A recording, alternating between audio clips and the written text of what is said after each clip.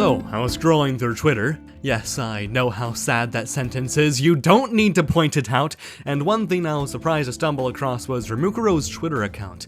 I saw some art he made of Sensei being the absolute giga chad he is, and pretty much immediately recognized the art style. As you can see, this man created Senko-san. Somehow, in some way, it is one of my favorite anime and manga of all time. I watched it at a time where I was overexerting myself with making video after video, having to juggle that alongside high school and my complicated family life. To read a manga where this girl could just tell me that everything is okay and that I can be at peace, away from all the things that stress me out in life, it was something I needed to hear. The point is that the manga and the anime adaptation that introduced me to his work both meant a lot to me at the time. I know no one's going to call it a masterpiece, but if one person had to, it would be me. So with that context established then, you now know why coming across his Twitter was such a big deal to me. Senko-san hadn't published a new chapter for over a year, and with it seeming dead in the water with a tragically rushed ending, this moment had me ecstatic. I noticed that the same year of Senko-san's ending, Rimukuro started a new manga called Show Me Your Love. Unfortunately, when I typed the name into the manga site, I mean totally illegal bookstore, they told me to read Show Me Your Boobies. So I read that. Kimi no Love wo Misetekure, let's fucking pray I didn't butcher that, is a pretty damn good manga. So let's finally get out of this meandering, poorly written intro and finally talk about it. Komichi Shijou is a mangaka who makes rom-coms without ever having fallen in love. The manga starts with her in a rut, unable to draw the next chapter of her manga. While the tropes of other manga allowed her to keep writing, the story she's crafting demands her to finally know what love truly feels like. Despite her elegant look, she's a social recluse who spends all of her time in the art room, only being able to think of social situations through the lens of manga tropes. As she does this, her teacher simply has to deal with the mess she's made of his room. He's very cold and blunt, but based on how he's letting her stay, you immediately notice that he has a sort of fatherly care for her. Every time he points out something pathetic about her, he looks genuinely distressed as she tries to justify her unhealthy lifestyle. This panel right here is a wordless shot that does a great job at displaying this, being his reaction when she says she only needs manga in her life, friendships only being an obstacle from her goals. It's a really well done introduction to these characters that doesn't give away too much about who they are while still being interesting enough for you to hop into the next page. I'll admit that Shijou is quite the relatable character. As a creative myself, I would also prioritize my work over anything else. Now, I'm grateful to have been in a much healthier state than she is, but that doesn't stop this panel right here from hitting like a truck. When I chased the deadlines for my videos and my light novel, I felt that incredible weight of attributing all of my self-worth as a person to what I can create. And it eventually broke me, realizing I couldn't keep it up for any longer, realizing that I no longer knew why I created things to begin with. I still haven't found the answer, although Shijou's path toward finding it starts in this chapter, as the inciting incident of the manga commences. Since Shijou rarely has time to attend her classes, two of her kohai come into the art room to give her her homework. Since Shijou is anonymous, she has to hide while the two discuss their love for her work. Karasuma is a nerdy otaku, so he naturally gets along well with Fushimi, who despite her looks, shares his passion for manga. Shijou quickly picks up on how familiar the two seem to be with each other, and their love fuels her with ideas for her manga, with a nail in the head being hit when Karasuma asks her out, only to be rejected because he can't draw. Did I mention this girl is fucking weird? Well, that doesn't matter anymore because Shijou sees an opportunity in this man. In exchange for helping her get ideas for his favorite manga, she'll teach him how to draw in hopes that his love can reach Fushimi. So that's the basic plot of Show Me Your Love. The end result may be predictable, like Shijou will eventually fall in love with Karasuma. That's a twist so obvious that Rimukuro just cuts to the chase with it in chapter 4, which I think works for this manga a lot. Of course, for a romance to work, both characters need to provide something meaningful for each other, which is established very quickly. Shijou is so focused on being a mangaka that she disregards her basic needs, and Karasuma is a very handy person, being able to cook her meals and clean her piss jars. Karasuma is very bold and honest, hence why he confessed at such a sudden time. and that makes for a fun contrast to Shijou's awkwardness. She just assumes that he's pathetic just by looking at him, but as the manga continues, you get to see how resilient and hardworking he is. It's why she grows to fall in love with him. We all know the problem with that, however, as Karasuma isn't attracted to Shijou, which means that the true fun of the manga comes from seeing if Karasuma can reciprocate her feelings. That's the setup for the first chapter, and the main relationship that the manga tries to build up. Meanwhile, Fushimi sticks in the background, only to appear again in chapter 3.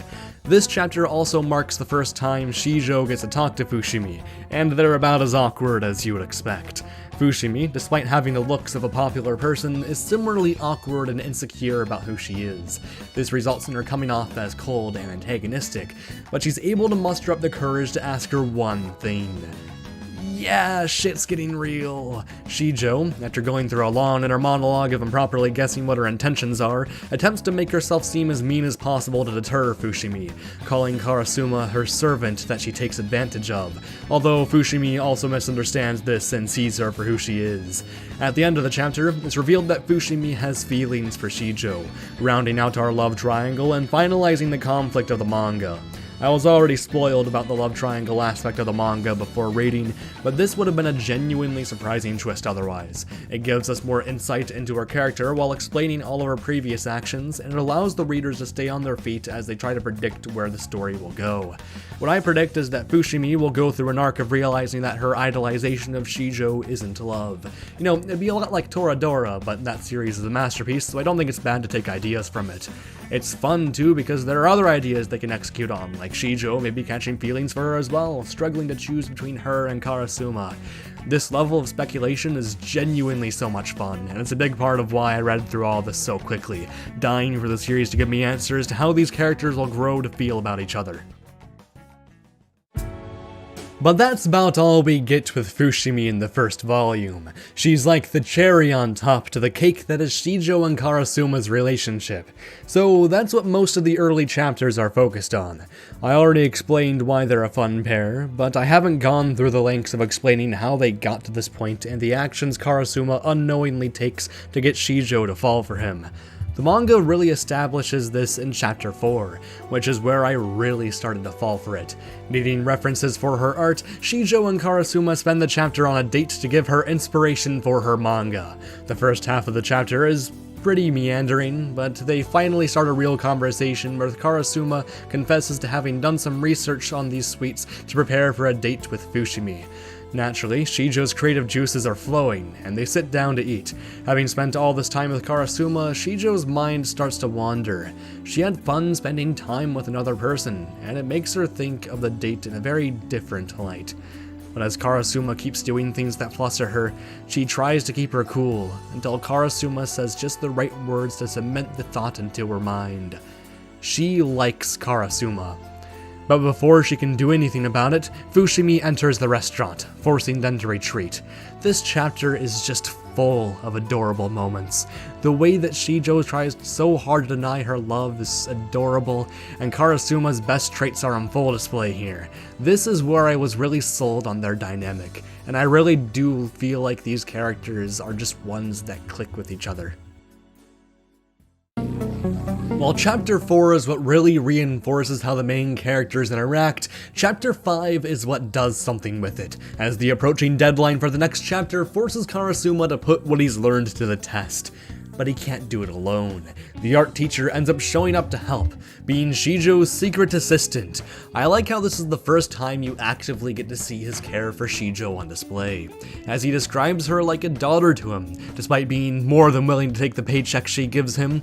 I love the reaction he has to seeing her storyboards. You can tell just how proud he is of her growth, how having fallen in love has made her manga stand out all the more. It's when Karasuma gives her a meal to keep going that he's realized just how good these two are for each other. Shijou is noticeably happier with his presence. Karasuma, for the first time, gets to see Shijou enjoy making the work he grew to love. This calm expression she makes only being possible due to the kindness he showed her. When they finish drawing the chapter, Uji-sensei finally gets to talk to Karasuma alone, wondering if the chapter was so good because they spent time together. And when Karasuma confirms it, Uji tears up. It's partially treated as a joke, but it's also the moment where it becomes truly apparent just how much he cares for her. Shijou is a friendless mess who's never felt comfortable around anyone, but he finally gets to witness someone who wasn't turned away from her flaws. For so long, she's told herself that she doesn't need friends or love, that she doesn't deserve it.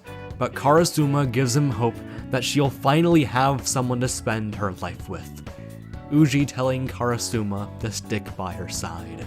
Karasuma agrees, knowing it'll help him get closer to Fushimi. As Karasuma leaves, Uji is left dumbfounded, hearing him talk about how Shijou wouldn't ever love him, even if she tried.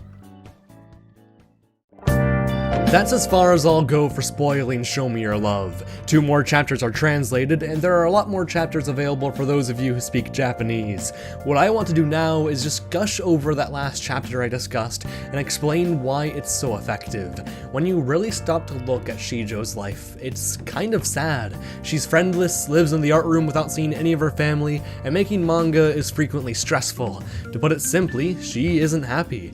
When I read this manga, I saw a lot of who I was in Shijou, an overly ambitious person who has a passion project she loves with all her heart, but is crushed by the weight of expectation and the deadlines and lack of social life causes. I think that if you're a creative person, you can connect a lot with Shijou's character. Furthermore, while aspects of her life aren't healthy, the pursuit of manga she has is very admirable, and it gives all the other characters something to look up to her for. Karasuma wants to reach her level, Fushimi admires her, and Uji sees it as something to protect. I like how Shijou isn't portrayed as a complete failure, but rather someone who just needs a push to get back on track. She already has something worth living for, something she wants to do and should maintain with all her heart, her relationships being the one thing she needs to prioritize to find that healthy balance. By this point of the manga, I'd argue that Shijou still isn't there yet. She may have fallen in love, but her awkwardness has prevented Karasuma from seeing her as an equal. Karasuma may have his shit together, but his big flaw is that he's too dead set in his goal. They seem to be moving him toward realizing that in Chapter 7, when he catches on that Fushimi likes Shijou, but only time will tell. At this point of the manga, he's unwilling to accept any changes in his student-master dynamic with Shijou, and I imagine it would make it tough to accept that the girl he likes is into someone else. Meanwhile, Fushimi, in my opinion, doesn't truly love Shijou. Just like what Karasuma does with her, she puts Shijou on an impossible pedestal that prevents her from ever truly loving her. If I were to describe Show Me Your Love in just a sentence, I'd say it's a lot like Toradora with its complicated love dynamics, but it sets itself apart through its commitment to showing how people can brighten when they have a passion to work toward. This passion being something that'll surely help Karasuma and Fushimi grow alongside Shijou. Show Me Your Love is such a good, underrated read. It takes a lot of concepts from Senko-san and gives them new life. Senko-san fundamentally is about achieving a work-life balance. Its main character is so overworked that his negativity affects those around him, leaving him completely isolated. For as much as Senko-san seems like stupid wish fulfillment, which to an extent it is, it's also a really powerful and touching story about how the kindness of just one person can help propel so much change into someone. It's why the chapter where Nakano gets a new job is one of my favorite chapters of manga to ever exist, as it takes everything Senko did to help him and have him take initiative for achieving happiness. Show Me Your Love covers the same subject but under a different light. While Nakano hates his job, Shijou loves being a mangaka, and yet they're in the exact same predicament by the start of the story. That's what I find truly brilliant and relatable about the story, how it shows that even the things we love can become a chore if everything else in our life ceases to exist. I hated making videos when I was making mediocre schlock for attention. My work was no longer art, but just a boring and bland product. I couldn't stand to see myself make such shitty videos. So I quit. I took a 6-month break from my Pokemon channel, and I neglected this anime channel for over a year. The reason why was because I forgot why I even made videos. I guess the main reason was because it just stopped being fun. Granted, the process of creativity won't always be fun. There will always exist periods where it gets time-consuming and boring, but if what you're making has a meaning and a purpose that will give anyone value, even if it's just yourself, I think that's what crawled me out of my hiatus. And yet, that answer isn't satisfactory to me. My upload schedule fucking sucks, even now, with it being hard to get even one project done a month. I think that's why Show Me Your Love really came to me at such a perfect time. Shijou, like me, is in that rut, which is why seeing Shijou crawl herself out of it through her relationships made me realize something crucial about my own life. I haven't been uploading as consistently, but I genuinely love making videos again. The reason why I think this is because of the friends I've made along the way. I know it sounds cheesy as fuck. It's a little embarrassing to type, yet alone say out loud, but I really mean it. Graduating high school last year made me realize how precious my time getting to see them every day was, and how much I took it for granted. I think we all feel that way, which is why I'm no longer the only one arranging times for the three of us to see each other. Furthermore, going on that YouTube hiatus made me realize who my true friends online are, and I'm closer with them than ever. I've also crawled out of my shell with work, and I've been making friends there despite my social anxiety. It's all to say that despite the great hurdles of life, those connections I'm able to make mean a lot to me, and it's spending time with these people that fuels my desire to create. I never realized this either until I finally gave this manga a read and realized that it had the answer to my burning question. Why do we create? Because the experiences spent with other people fuels that desire. I hope I convinced you to give the manga a try. I didn't focus much on critiquing it, but that's because that's not what I was trying to do. You can come to your own conclusion on if its flaws will prevent you from enjoying it once you've read it, because ultimately, building that curiosity in you was all I was trying to do. I mentioned earlier how long this channel's been inactive, but that's never stopped me from wanting to return to discussing anime and manga. It's why I find it interesting that I chose this obscure manga to cover first. I think it's because I know the feeling of how hard it can be to grapple with your own lack of popularity. The manga is almost certainly doing great in Japan, if Mukuro's large follow count says anything, but it's very little known in the West. Seeing it have under 1,000 members on my anime list reminded me of the lukewarm reception to my light novel, a project that took me 8 months of painstaking work to create. I guess it pains me to see a good work go unnoticed. I feel even more strongly about this too because I think this manga can become something truly special if it gets more time to cook. This first volume is already extremely promising, and with a strong cliffhanger to the last translated chapter, I really think this manga can become something special. Shijou is a character with such a strong setup for a compelling arc, and every other character is great too, which is why it pains me to see it go under the radar. Regardless, I'm happy to call myself a fan of Mukuro's work, and I'll be awaiting with anticipation for him to further show his love for storytelling with Show Me Your Love. Thank you for watching the video. I'm not great at concluding these, so I just hope you enjoyed yourself. I'm not very confident in the quality of this video, but what I am proud of is the drive I had to make it. I think it was seeing someone as dedicated as Shijou try her absolute hardest to bring something to the world that made me want to do the same. So, I hope I reached out to you like my wonderful Patreon supporters. These include my Phantom tier patrons Mystic Owl, Jesse, and Squizzy, and my Confidant tier patrons Regimania, Plasma Energized, Eternum, and Ghoul. Your continued support in spite of my lacking upload schedule is massively appreciated. If you want to become a patron, there are 3 tiers with escalating benefits that give access to an insane quantity of content you wouldn't be able to access otherwise. I'll spare you the details for this video, but it'll be in the description alongside anything else you'd need to know for you to check it out. With all that said then, I'll see you guys whenever I feel like coming back. Hopefully it's soon, but the only thing predictable about life is its unpredictability.